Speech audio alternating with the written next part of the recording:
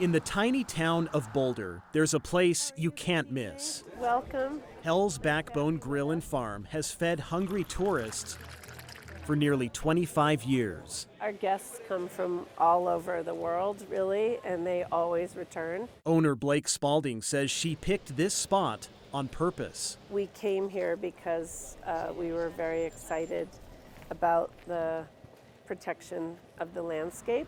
Her restaurant is on the doorstep of the Grand Staircase Escalante National Monument. President Clinton established it in 1996. In 2017, President Trump shrunk it before President Biden reinstated it in 2021.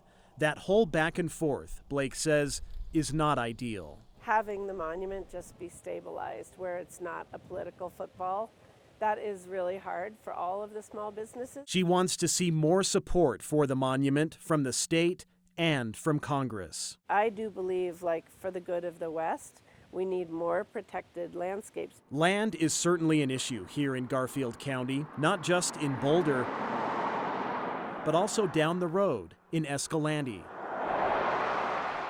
People come here for camping, hiking, and canyoneering, along with easy access to the monument and 2 nearby national parks. Because we're so remote, we pay a little bit more for sometimes a little bit less. Dave Traynor owns Fourth West Pub. The cost of things, we feel that community-wide, not just as a business, but everybody feels like just not having access to the things that you really want. Plus, he says workers often have more than one job, including him. I teach art at the local high school, and myself included, most of our staff are all first responders, all volunteer first responders.